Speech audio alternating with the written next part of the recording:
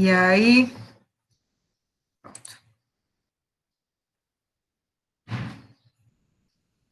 Kaline, eu uso 2.300, que é o que geralmente consta nos livros. Eu acredito que em cada questão, se for preciso, vai ser fornecido, mas o que a gente encontra na literatura seria o valor de 2.300 como limite. Na maioria, a gente encontra esse valor. Então, é o que eu utilizo. Se numa dada questão vocês forem precisar, isso vai ser fornecido. A gente, inclusive, teve essa discussão semana passada, e aí Tony colocou que tinha uma questão, que tinha um limite, que era um pouco diferente, mas geralmente nessa faixa de 2.300, por aí, a gente já considera que está ocorrendo a transição de escoamento, de limite.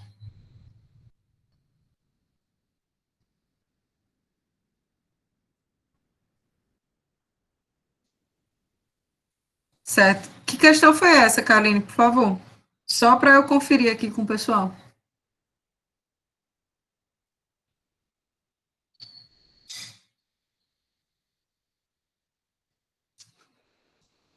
8 do questionário 6, vou anotar aqui.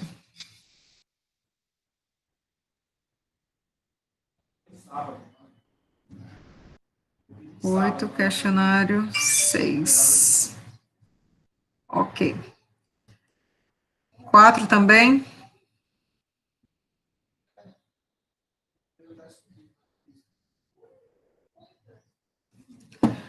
Bom.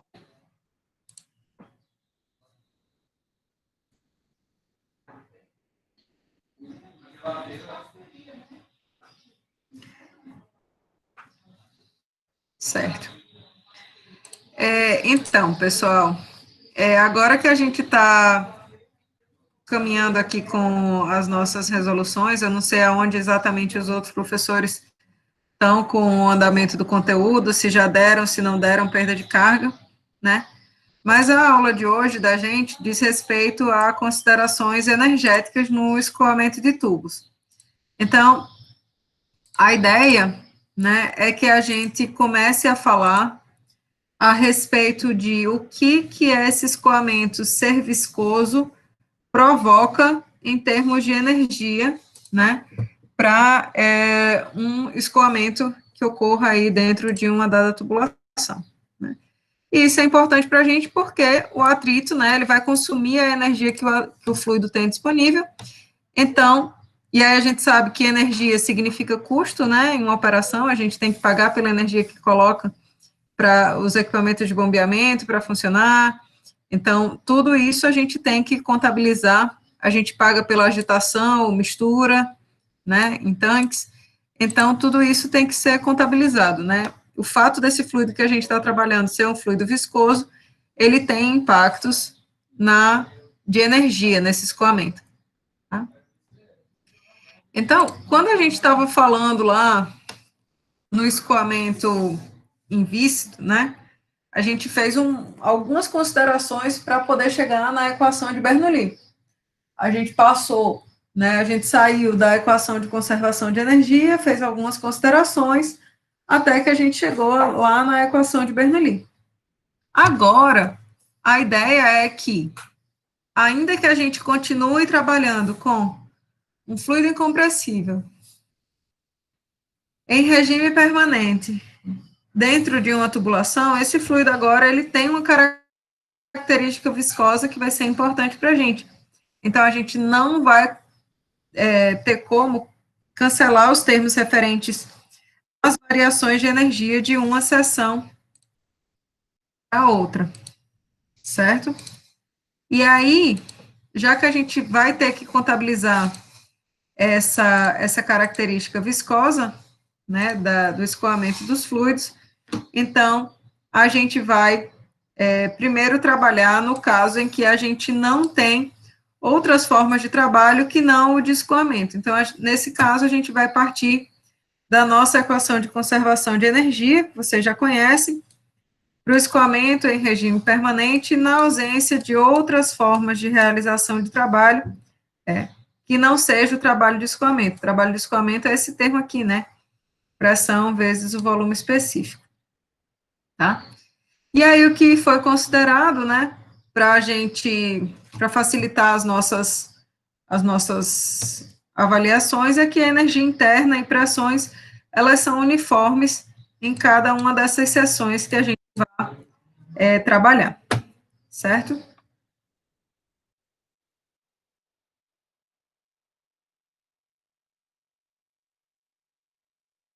Então, se a gente analisar, né, a nossa equação de conservação da energia, a gente tinha justamente a taxa de transferência de calor sendo igual a um termo que computava justamente os fluxos através da superfície de controle de energia interna, energia cinética, potencial, vezes a vazão máxima em cada uma dessas seções, né? Então, a gente podia reescrever aquela equação dessa forma aqui, né? Expressando a vazão máxima vezes o produto da variação da energia interna entre essas duas seções do tubo, vazão máxima vezes variação de pressão, vazão máxima vezes o termo referente à energia potencial. O outro termo, né, que a gente deveria computar nesse mesmo formato seria aquele referente à energia cinética aqui, nas seções 1 e 2, né? Só que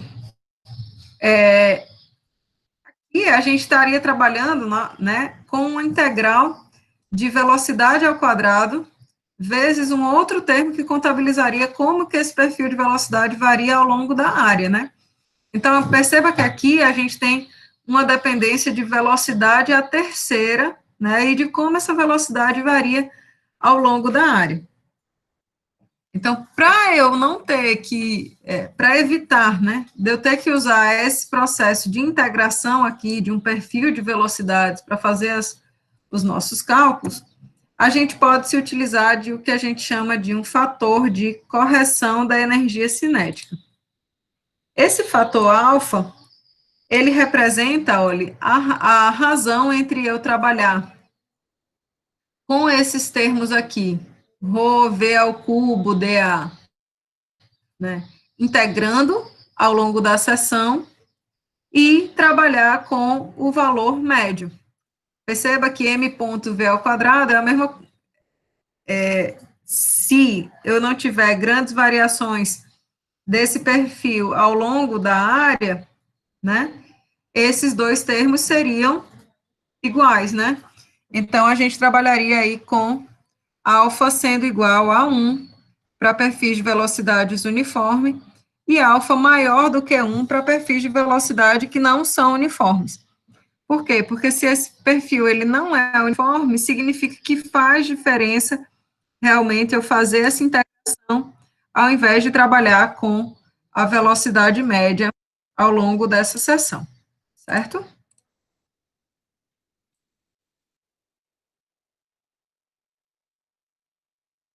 Tranquilos aí com esse fator de correção da energia cinética, pessoal? Que que, que ele vai representar para a gente? O que é, por que a gente está inserindo ele? Então, perceba que na hora que eu fizer aqui, ó, esse produto alfa vezes vazão máxima V médio ao quadrado, né?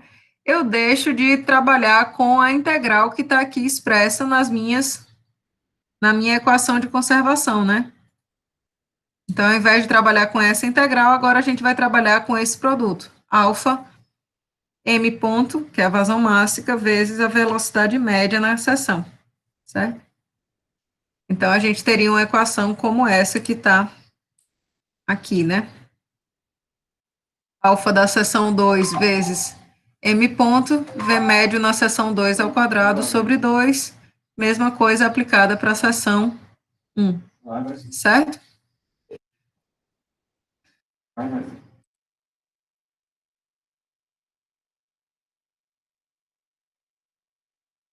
Tranquilos até agora?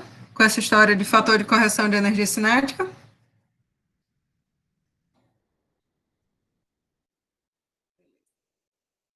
Então, vamos. Então, veja só. Se o escoamento que a gente estiver considerando aí dentro dessa tubulação for um escoamento laminar, né, o valor de alfa que a gente vai obter vale 2, né? Dividindo, né, a equação do perfil de velocidade aqui elevado ao cubo vezes a área, né, fazendo essa integração daquele perfil e dividindo por essa consideração, alfa seria igual a 2. Né? No escoamento turbulento, né, a gente pega a expressão aí entre daquele perfil de velocidade, né, que depende do número de Reynolds, né, trabalha com ele sendo integrado aqui em toda essa área, divide pelo valor médio na seção. E como eu falei para vocês na aula passada, no escoamento turbulento, né, os perfis de velocidade, eles são mais achatados. Significa que, ao longo da seção, essa velocidade se aproxima muito mais da velocidade média do que, no caso, laminar. Então, para alguns valores aqui, ó, de números de Reynolds, no caso já turbulento, né, a gente tem esse valor de alfa variando aí na faixa de 1,08, 1,03. Então, a gente considera que para o escoamento turbulento, o valor de alfa corresponde a 1, simplesmente, certo? Perceba aqui, outro detalhe com relação a isso aqui tudo. Se esse escoamento ele estiver plenamente desenvolvido, né, o perfil de velocidades em duas seções, né, numa seção de entrada e numa seção lá de saída, ele vai ser o mesmo. Então, o alfa da seção 1 vai ser igual ao alfa da seção 2, certo? Se ele estiver plenamente desenvolvido.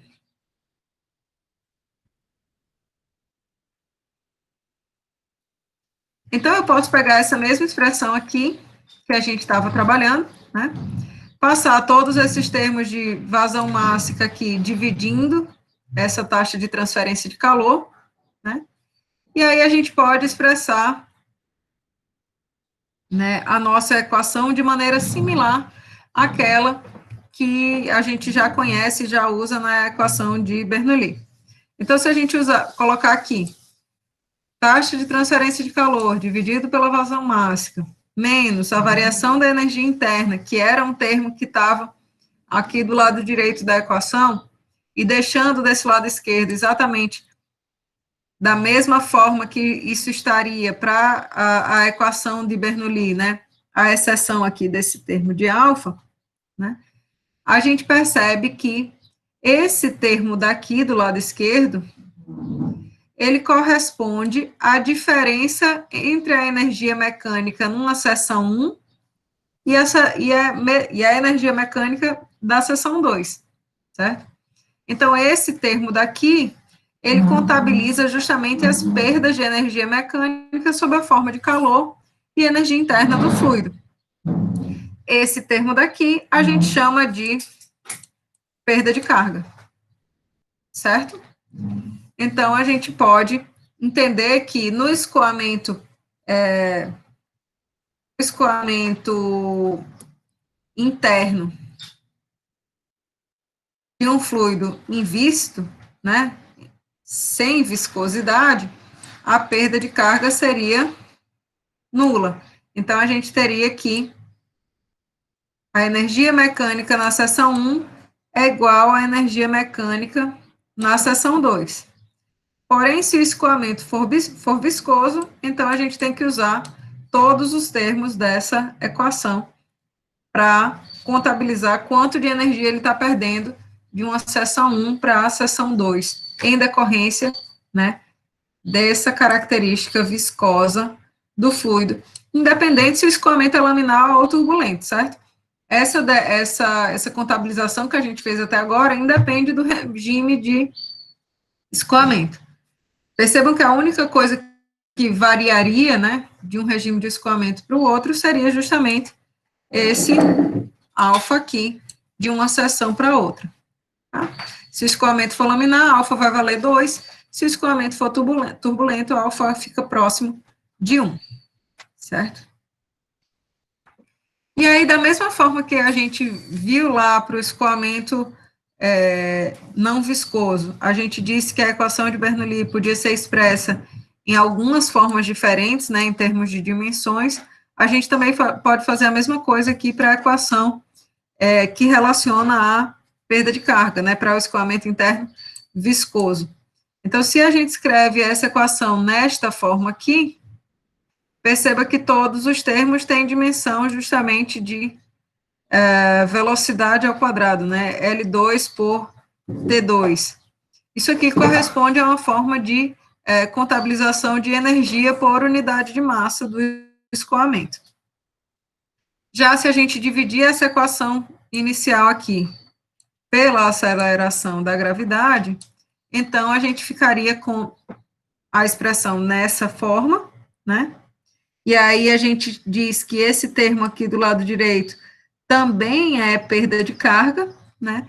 Mas as dimensões desse termo agora são dimensões de comprimento, certo? Então, isso aqui é perda de carga, isso aqui também é perda de carga.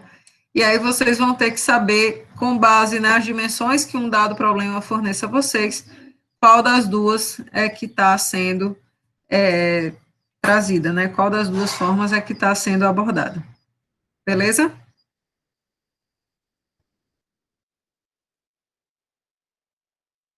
Como é que estão até agora com essa história de perda de carga? Tudo bem?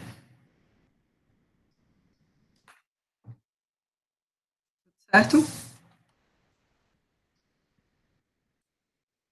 Então, simbora. Aí, o que que acontece, né? A perda de energia mecânica de uma seção para outra, a gente vai dizer que ela se dá por dois fatores principais. Uma, em função puramente do atrito ao longo desse escoamento, que a gente vai chamar de perda de carga principal, né? E outra devido às perdas de cargas, né, pelo escoamento através de acessórios.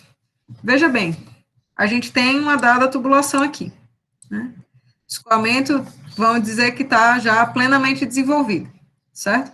E aí eu coloquei uma válvula aqui no meio dessa tubulação. Então, o termo referente à perda de carga principal contabiliza toda a perda de carga nessa seção aqui anterior e nessa seção posterior, né, uma vez, quando o escoamento tiver alcançado a condição de pleno desenvolvimento. O termo referente à perda de carga secundária, então, contabiliza a perda de carga nessas seções nas quais estão presentes os acessórios, né? E, consequentemente, o desenvolvimento da camada limite nas regiões próximas a ele, né? Então, todas as regiões, né, do escoamento, elas são contabilizadas através desses dois termos, certo? E aí, como que a gente pode estar calculando a de carga principal, como que a gente pode estar calculando a de carga secundária, né?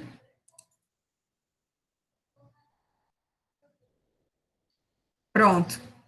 É porque, Luca, assim, a gente, para conseguir chegar num exemplo nessa parte, a gente trabalha, rema um bocado até chegar.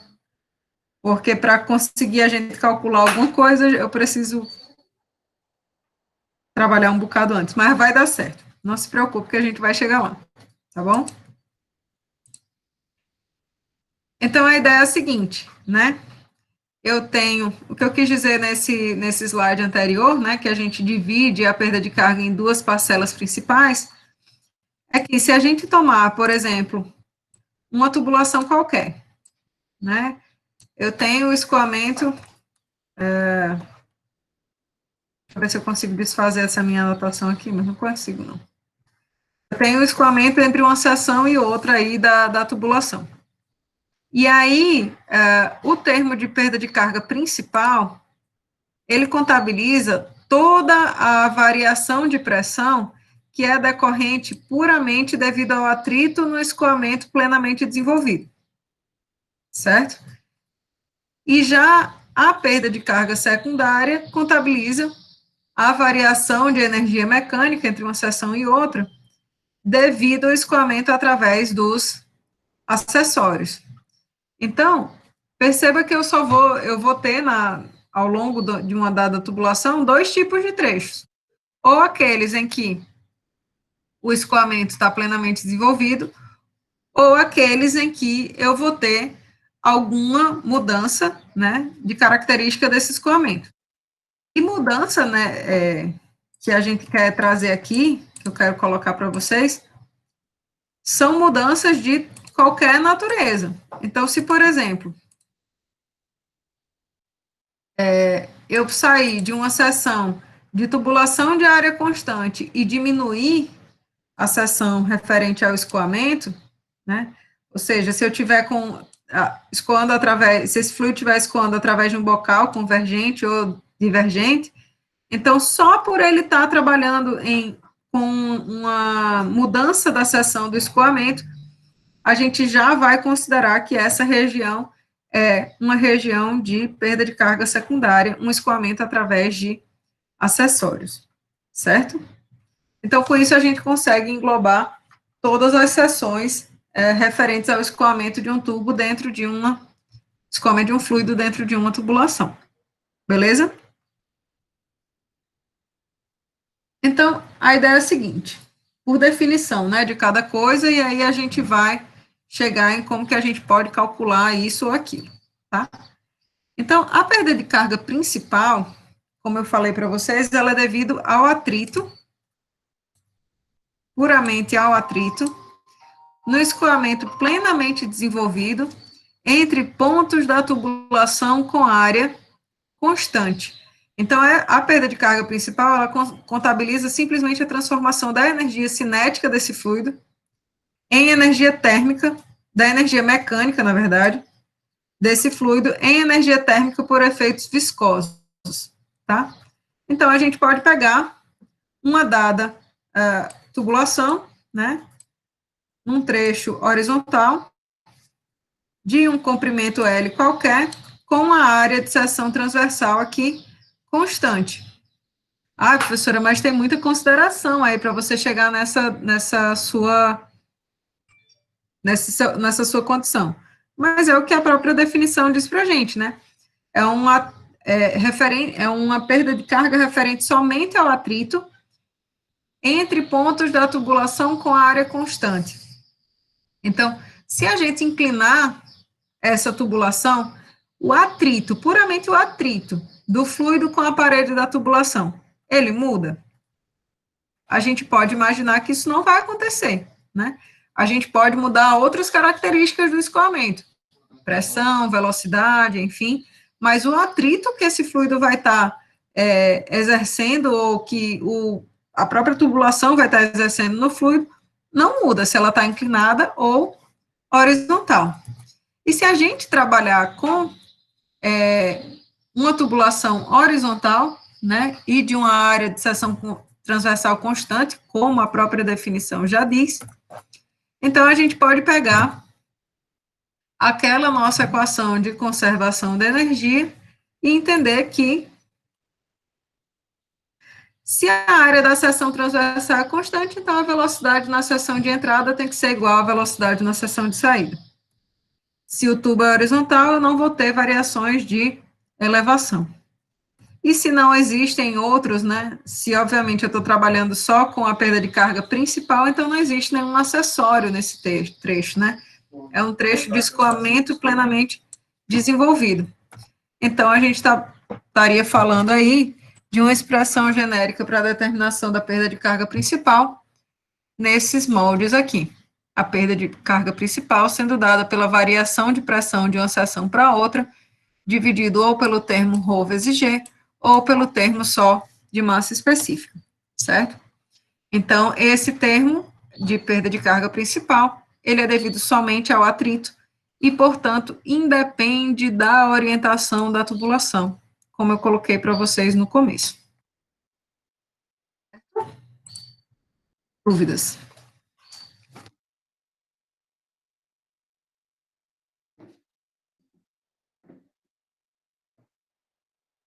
Então, a gente pode tentar relacionar essa nossa expressão da perda de carga com informações que a gente já tem para o escoamento laminar ou turbulento, que nos permita, né, calcular isso de maneira mais simples ou com outras informações que a gente já disponha, certo? Então, para o escoamento laminar, a gente pode, né, manipulando aquelas nossas equações que tínhamos determinados lá, para estipular qual que era a velocidade média do escoamento, né, a gente pode ver que essa velocidade média ela pode ser expressa dessa forma, né? E aí a gente tem uma dependência aqui, ó, com a viscosidade do fluido, né? Isso significa que a gente pode estar relacionando essas quantidades com o número de Reynolds que caracteriza aí o escoamento laminar.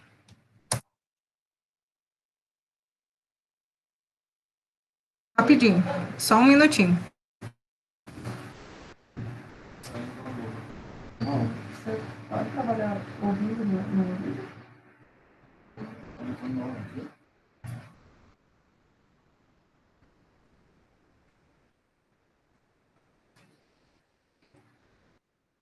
Então, só retornando aqui, como eu estava falando para vocês, né?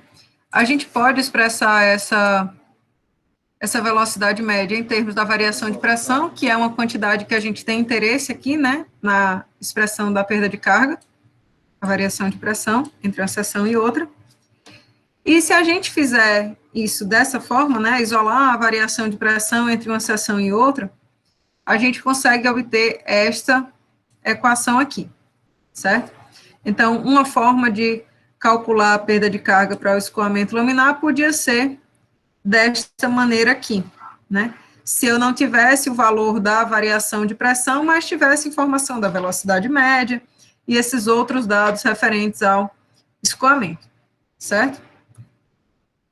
Porém, a gente sabe que nessa expressão que a gente estava trabalhando, eu tinha uma dependência aqui, né, com a viscosidade desse fluido, certo? E aí a gente pode fazer, além disso, né, que a gente já fez até agora, a gente pode estar expressando o número de Reynolds, na verdade, a gente pode estar expressando a viscosidade do fluido em termos do número de Reynolds que caracteriza o regime do escoamento. Se a gente fizer isso, né, eu posso substituir essa informação aqui na expressão da perda de carga principal, certo? E aí a gente ficaria com algo como isso daqui, certo? Então, 32 vezes velocidade média, L quadrados, L sobre D quadrado, vezes 1 sobre ρg. E aí, o termo da viscosidade foi expresso aqui, ó, em termos do número de Reynolds. Observando essa expressão, né, então a gente fica com velocidade ao quadrado, 32, comprimento da tubulação, a massa específica do fluido, ela pode ser cancelada, né, e esse diâmetro aqui também pode cancelar com esse daqui. Então, a gente ficaria com uma expressão mais ou menos dessa forma, certo? E aí, tradicionalmente, a gente expressa, né, a perda de carga principal para o escoamento laminar dessas maneira aqui, né, dessa ou dessa maneira, 64 sobre Reynolds, que multiplica L sobre D, velocidade média ao quadrado, dividido por 2G, ou sem aceleração da gravidade, né? Então, esse termo daqui, a gente vai ver mais lá na frente, que corresponde justamente ao fator de atrito que caracteriza o escoamento, certo? Então, tranquilos até agora? Sobreviveram? Todo mundo bem? Então, pessoal, a gente vai poder estar calculando aí a perda de carga de um escoamento laminar, sabendo características diretas do escoamento, né?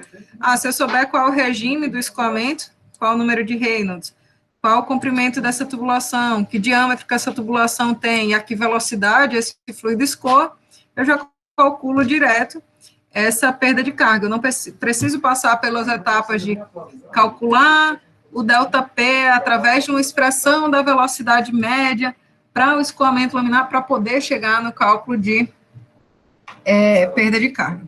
Tá certo? Então, para o escoamento laminar, tudo é lindo, tudo é maravilhoso. A gente tem todos os nossos dados simplesmente por análise direta, né, das equações que a gente já determinou. Para o escoamento turbulento, o negócio começa a ficar um pouco mais turbulento, né? E aí a gente, na verdade, não consegue avaliar essa queda de pressão, né, tão diretamente quanto a gente fez no caso laminar.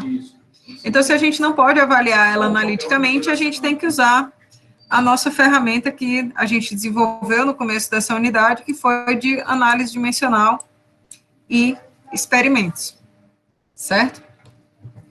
Então, aqui, pessoal, é mais ou menos assim. Eu quero determinar essa perda de carga aqui, para o escoamento turbulento. Eu não tenho uma equação que me forneça esse ΔP. Como que eu posso fazer esse cálculo, né?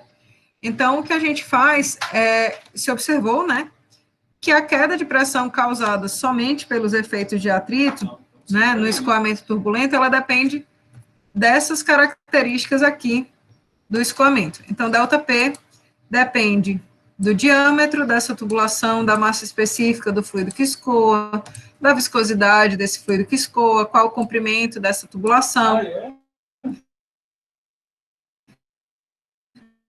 qual a velocidade média na seção da tubulação.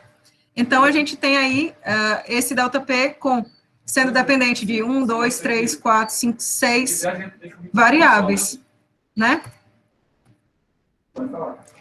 Então, se a gente for contabilizar, então N, né, o número de parâmetros que a gente tem referentes a esse problema são 7, né? Voltando aqui, ΔP, 1, então todos os demais aqui contabilizam 6, então nós temos 7 parâmetros que caracterizam aí esse escoamento.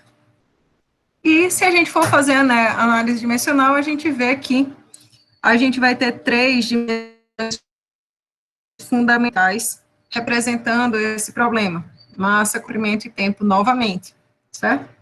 E aí a gente já sabe que vamos precisar de 4 grupos adimensionais. Alguém tem dúvida por que são 4 grupos adimensionais que a gente vai precisar?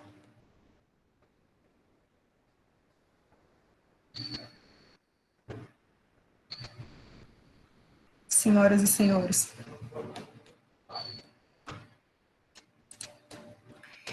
Bom, a gente precisará de 4 grupos adimensionais porque, né, nós temos 7 variáveis, então esse aqui seria o nosso parâmetro N, né? Nosso parâmetro J, que é o número mínimo de dimensões, seria 3, e aí o número de adimensionais é K, é dado por K sendo igual a N menos J, né? Então, N menos J. Então, aí a gente teria 4 grupos adimensionais, certo?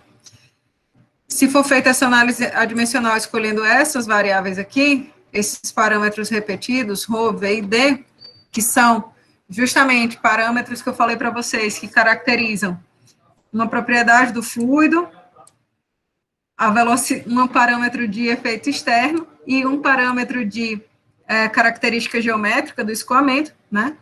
Cada um daqueles 3 parâmetros, né, que a gente tem fundamentais para os problemas de mecânica dos fluidos. Então, a gente podia obter esses adimensionais aqui. Este, né?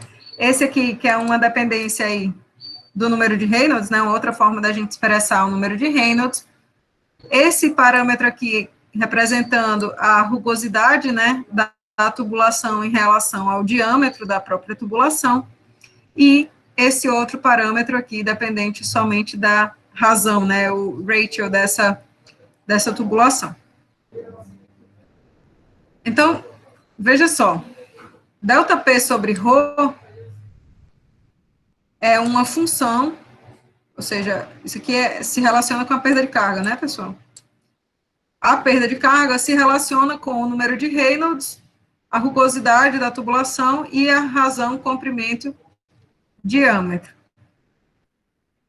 Quando foi feito os experimentos para avaliar isso daqui, se verificou que a dependência dessa perda de carga para o escoamento turbulento, ela era, para o escoamento turbulento não, para qualquer escoamento, que a gente não fez nenhuma contabilização se é ou se não é turbulento. Então, a perda de carga para qualquer escoamento, ela é proporcional a L sobre D. Essa quantidade aqui é proporcional. Se eu já sei que isso aqui é proporcional, então eu posso deixar, em vez de expressar isso como uma função de L sobre D, eu posso deixar essa dependência aqui de forma direta expressa na minha equação, certo? L sobre D agora vai multiplicar uma função que depende de Reynolds e de rugosidade sobre o diâmetro, certo? A outra coisa que se fez, né, para deixar todo mundo mais ou menos num mesmo parâmetro, né, e poder descobrir qual que era essa função aqui do número de Reynolds e da rugosidade relativa, foi acrescentar esse termo aqui referente a 1/2 aqui na multiplicação da velocidade média. Por quê? Porque dessa forma eu atribuo um significado físico, né, para esse termo, então isso aqui agora representa energia cinética em uma dada seção, certo? E não altera, basicamente, a função que eu tenho ainda que determinar experimentalmente, certo? Então, essa função a ser determinada experimentalmente recebe o nome aí de fator de atrito de Darcy. E aí o fator de atrito é uma função do número de Reynolds e de E sobre D, que a gente vai chamar de rugosidade relativa da tubulação. E aí a gente pode expressar a perda de carga para qualquer escoamento como sendo dessa maneira. A perda de carga sendo uma função do fator de atrito vezes L sobre D, V médio ao quadrado, né? Passa esse V médio para cá, multiplicando. V médio ao quadrado na seção sobre 2. V médio do escoamento sobre 2, certo? E aí a questão é agora entender como que esse fator de atrito ele se comporta, certo? Então, para o escoamento laminar, a gente já sabe como que esse fator de atrito se comporta. A gente viu que ele era, né, analogicamente a gente achava nessa expressão aqui. Perda de carga igual a 64 sobre Reynolds, L sobre D, V médio ao quadrado sobre 2.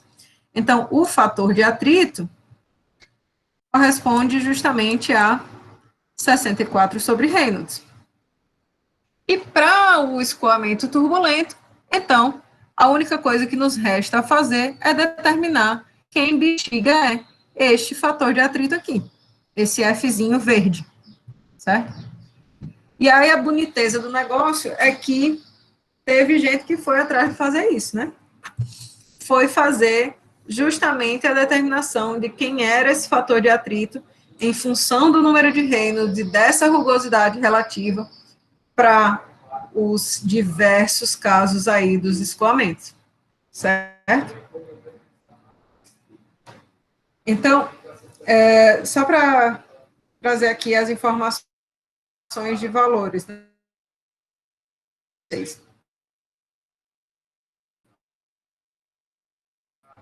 Aquele valor de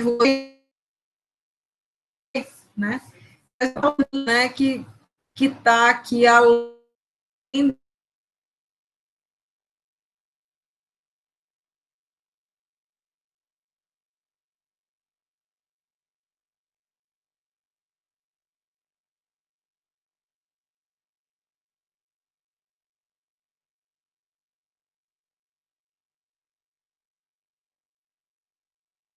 E aí a gente fala em rugosidade relacionada, certo? Vários tipos de matéria relativa. A rugosidade aqui é expressa em rugosidade absoluta, né? A altura dessa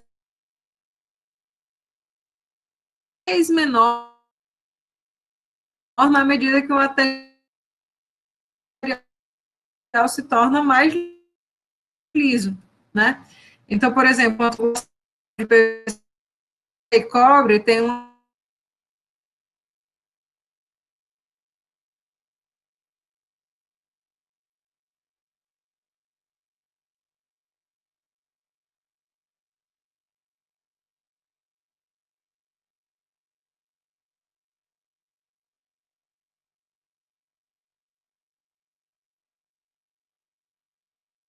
ó, a costura no ferro galvanizado, lá de 0,06 para 0,15, né? Se aí a gente já tem coxas, então esse valor já vai para Professora, níveis bem mais elevados de rugosidade, certo? Diga-me. é porque travou o Meet. Travou. Estão me ouvindo? Estão me vendo? O que aconteceu? Já voltou? Como é que tá?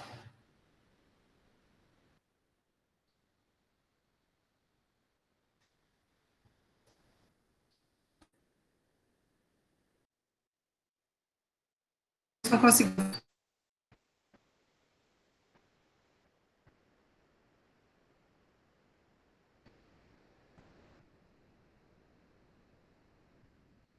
A minha voz está cortando. Agora foi tudo, deu certo.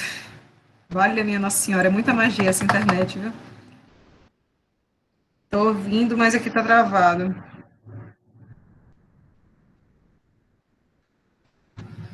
Agora deu certo para todo mundo? Como é que tá aí? Que horas foi que parou? Vixe, travando voz e vídeo. Ah, fazer o seguinte, eu vou sair e entrar da sala para ver se melhora alguma coisa, né? Porque a única coisa que eu aprendi é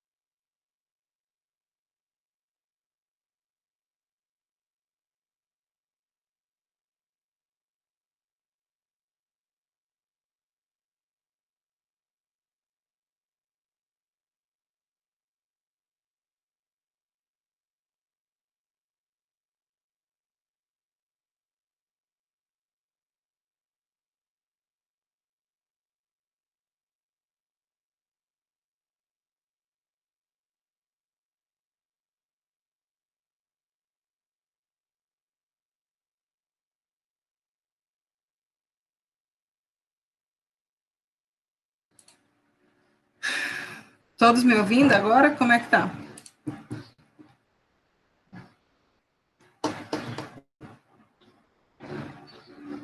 Oxe, tá dizendo aqui que eu mesma saí da reunião. Agora deu certo? Ótimo, excelente.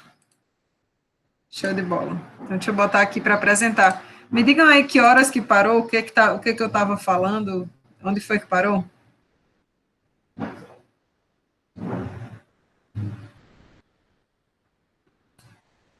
Na tabela da rugosidade, né?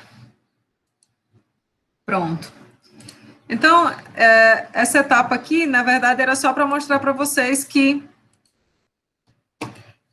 rugosidade absoluta representa justamente esses defeitos que a parede da tubulação ela apresenta em decorrência do seu próprio, da sua própria fabricação, né?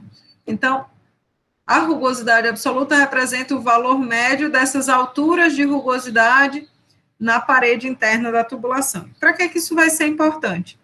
Porque a gente tem que o fluido ele vai ter, né, velocidade zero quando ele estiver em contato com uma fronteira sólida, né, estacionária. Então, Velocidade zero podia ser aqui, mas aqui também, né? Em todos esses pontos em que a gente verifica a rugosidade da tubulação. Então, isso afeta o desenvolvimento da camada limite, que afeta justamente os outros parâmetros do escoamento, né? Que comprimento ele vai precisar para atingir o completo desenvolvimento, etc, etc, etc. Tá? Então, como eu disse para vocês, teve gente que teve a coragem aí de avaliar como que era o comportamento do fator de atrito em função do número de Reynolds e em função da rugosidade relativa. Então, esse gráfico aqui, aparentemente horroroso, é o gráfico do diagrama de Moody, certo? E ele traz para a gente, justamente nesse eixo vertical aqui da esquerda, o fator de atrito, referente a uma dada condição de escoamento, o número de Reynolds aqui no eixo horizontal, e como segundo eixo vertical, a gente tem a rugosidade relativa, certo? Então, aqui é apresentado para a gente, ó, desde o escoamento ultralaminar, né, valores baixíssimos de número de Reynolds, até o escoamento bastante turbulento, completamente turbulento, né? E aí a gente tem também rugosidades relativas, né, desde muito, muito baixo, e aí aqui tem uma curva justamente para tubos lisos, né, em que a rugosidade relativa ela seria zero, certo? E aí a gente pode avaliar esse comportamento aqui do diagrama de Moody, o que ele traz de informação para a gente, tá? Então, se para um dado escoamento eu sei o número de Reynolds e eu sei de que é feita aquela tubulação, eu posso, né, entrar com essas duas informações aqui e avaliar qual que vai ser o fator de atrito característico dessa condição do escoamento, certo? E aí, se a gente olhar só o jeitão do diagrama de Moody, a gente pode dividir esse diagrama em algumas regiões, né? A primeira região seria a região do escoamento laminar, né? Então, no escoamento laminar, a gente sabe que o fator de atrito, ele é dado aí por 64 sobre Reynolds. Então, ele é representado aqui por essa equação de uma reta, né, dentro do regime de escoamento laminar, beleza? Percebam que aqui, ó, tem um pontilhadozinho, né? Esse pontilhadozinho separa justamente o escoamento laminar, que é modelado aqui pelo fator de atrito sendo dado por essa equação dessa reta, para uma região crítica, né? Essa região crítica, pessoal, é uma região, essa zona crítica aqui, é uma região na qual o comportamento do fator de atrito, ele ele varia muito rapidamente. Por quê? Porque ele sai daquele valor que é predito pelo escoamento laminar até o valor aqui bem alto, né, característico de um escoamento turbulento. Então, nessa zona crítica, que corresponde aqui, ó, à zona de transição dos regimes de escoamento, a gente tem esse comportamento do fator de atrito sendo muito pouco coeso, né, bem descrito. Logo depois dessa zona crítica, né, essa zona que passa do laminar para o comportamento turbulento, a gente entra na zona do fator de atrito, que se chama de zona de transição, certo? Então, essa zona aqui, desde quando acaba essa zona crítica, seria o que a gente chama de zona de transição, toda essa região aqui. E aí, nessa região, a gente verifica, né, que existe realmente uma curvatura aqui, que a gente tem uma dependência significativa do fator de atrito, tanto com o Reynolds, quanto com a rugosidade relativa, né? E aí a gente vê que, para um dado número de Reynolds, esse fator de atrito, para um dado número de Reynolds, aqui, eixo vertical, o fator de atrito diminui conforme a rugosidade relativa for diminuindo, né? Certo? E após essa região de zona de transição, seria a zona completamente rugosa. Essa zona completamente rugosa, ela separa da zona de transição por esse pontilhado no diagrama de Moody, certo? E aí, nessa zona completamente rugosa, para uma extensão muito grande aqui de número de Reynolds, ó, o fator de atrito se mantém o mesmo para aquela rugosidade relativa, certo? Então, eu mudo muito o regime de escoamento, mas o fator de atrito permanece o mesmo, certo?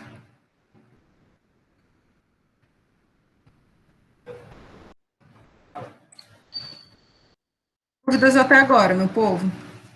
Deu certo agora depois que saí e voltei?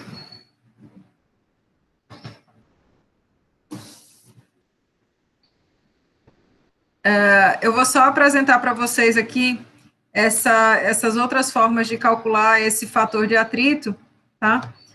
Só, digamos assim, de maneira en passant realmente. E aí, amanhã, a gente faz a parte de perda de carga secundária e exercícios de perda de carga, bombas, etc. E aí, a gente basicamente acaba essa parte de escoamento interno viscoso, certo?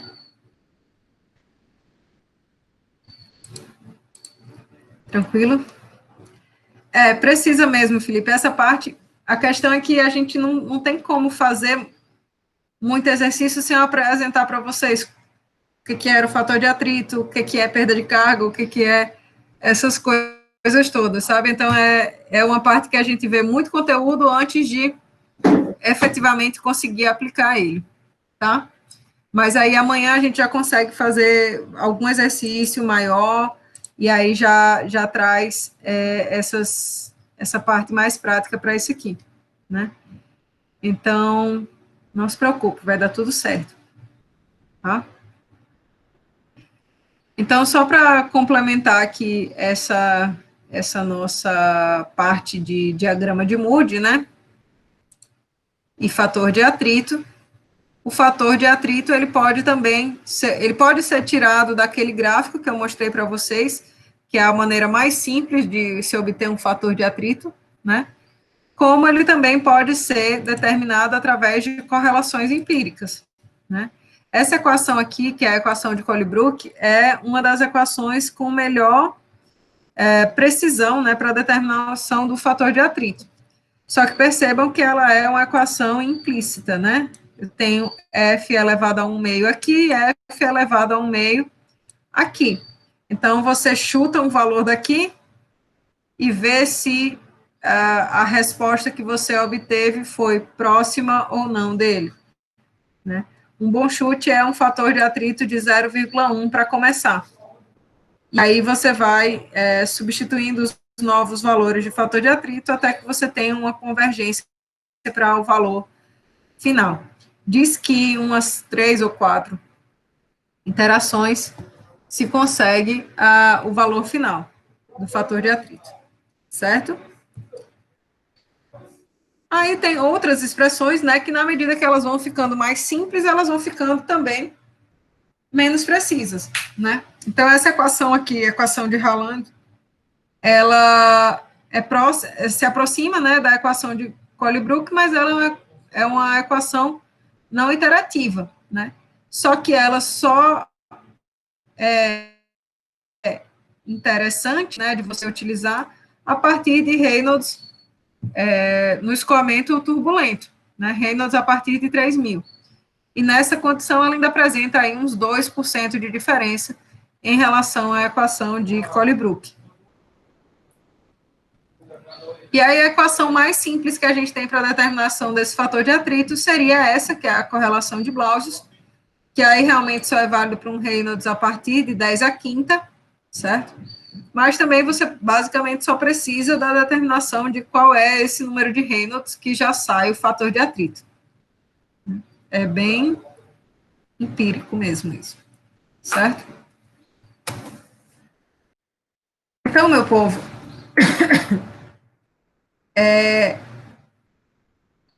essa parte, eu vou falar logo sobre essa parte de perda de carga secundária, tá? porque é tão rapidinho e não é muito elaborado digamos assim, a matemática do negócio, que a gente pode tratar dessa parte de perda de carga agora e na aula que vem já começar com a aplicação disso tudo, tá? Então, no começo, né, da nossa explicação a respeito disso aqui tudo, a gente tinha falado que a variação da energia mecânica de uma seção 1 para a seção 2 era avaliada através da perda de carga, e a gente disse que essa perda de carga ela era dada pela perda principal, que a gente aprendeu o que era e como a gente poderia calcular, e perda de carga secundária, que era devido ao escoamento através dos acessórios dessa tubulação, então, válvulas, joelhos, registros, etc. Quanto mais a gente mexer com a condição do escoamento inicial, mais a gente vai provocar perda de carga nesse escoamento, certo? Então, sempre que a gente falar em perda de carga secundária, a gente fala em escoamento através de acessórios quaisquer, certo? Então, essas perdas, elas são em geral menores do que a perda de carga principal, se concentram, né, nas regiões dos acessórios do escoamento, mas não necessariamente elas são menores do que a perda de carga principal. Estou colocando isso por quê? Porque tem gente que diz assim, a perda principal é a perda maior e a perda secundária é a perda menor. Não necessariamente, certo? Essa perda de carga secundária, a gente tem dois métodos para determiná-la, né?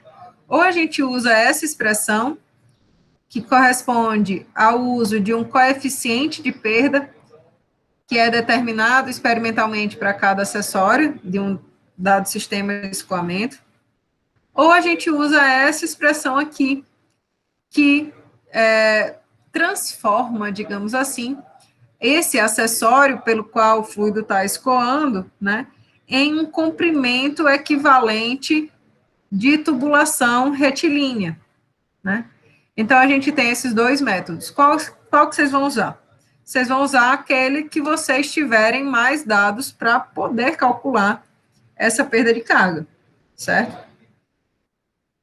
Então, sempre que a gente tiver esses elementos de regiões de mistura, regiões de alta e baixa pressão, né, através do escoamento em um acessório, a gente vai ter perda de carga. Né?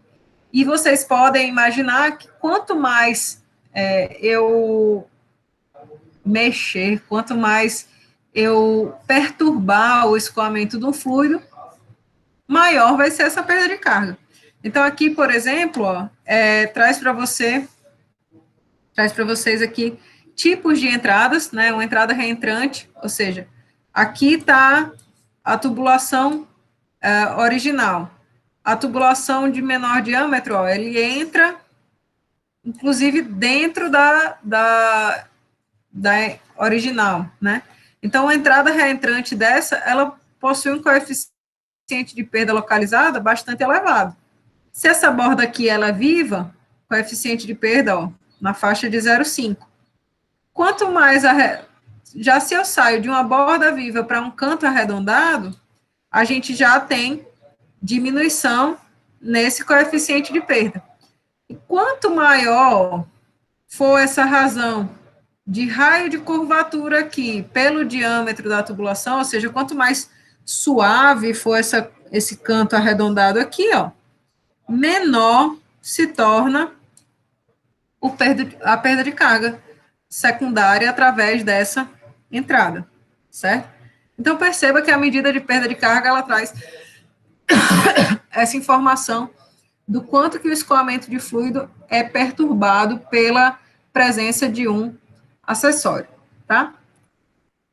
No método do comprimento equivalente, né, eu falei, são dois métodos, né? Método do comprimento equivalente e método do coeficiente de perda. No método do comprimento equivalente, eu contabilizo esse elemento, que seria o acessório, como um trecho reto de tubulação onde o fluido escoaria de maneira equivalente ao que ele escoa no trecho completamente desenvolvido. Então, aqui, para o escoamento no acessório, eu vou usar o mesmo fator de atrito que eu usava no trecho do comportamento em escoamento plenamente desenvolvido. A mesma velocidade que o fluido escoava no escoamento plenamente desenvolvido, o mesmo diâmetro, né? E aí, a válvula ou qualquer acessório que seja, ela vai corresponder a um LE, aqui, um comprimento equivalente aí, certo?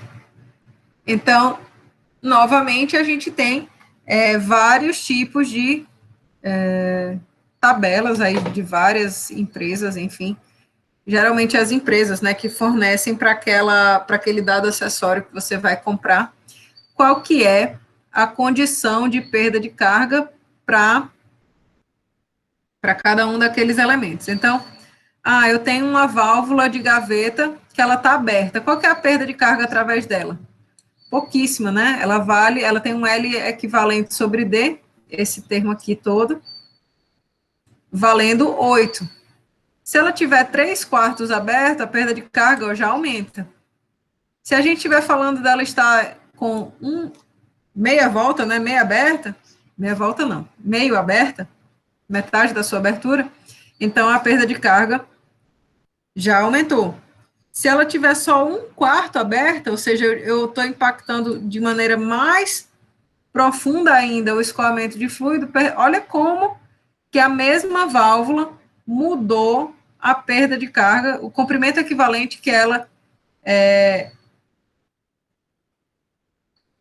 é a ela atribuído, né? Aumenta sensivelmente quanto mais esse elemento que está lá na tubulação, ele impacta na continuidade, digamos assim, do escoamento do fluido. Certo?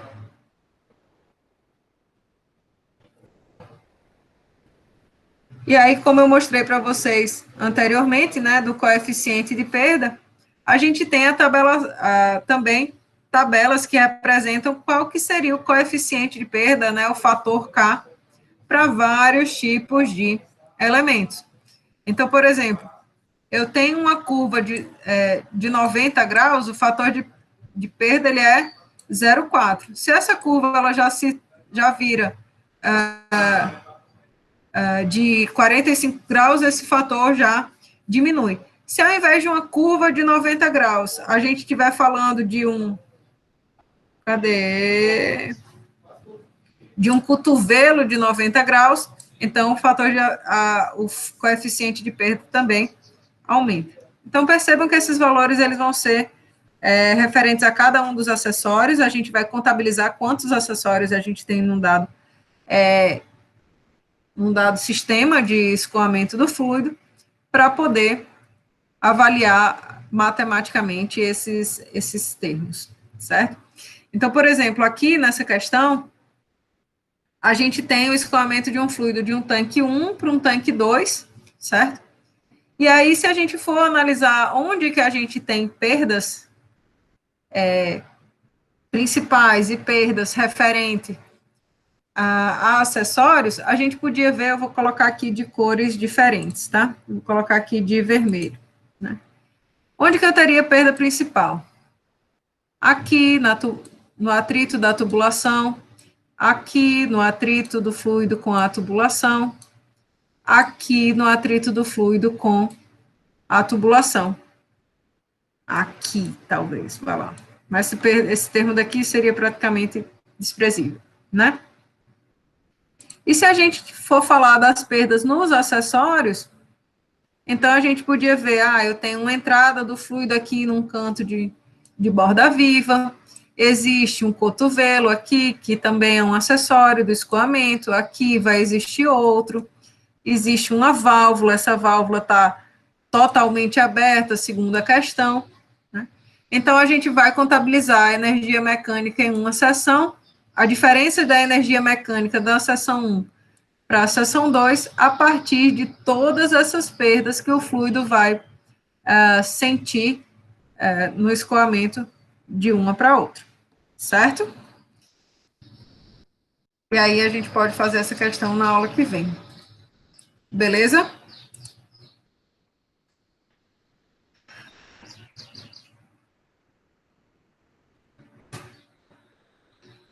Beleza, pessoal. Então, William, ficamos certos para o dia 24, tá bom? Sexta-feira.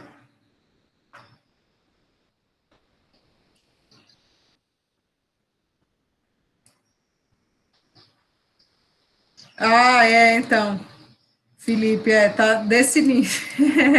Breno falou aqui que estava com alguém que estava dizendo que eu estou ouvindo sua esposa de um lado e do outro, que história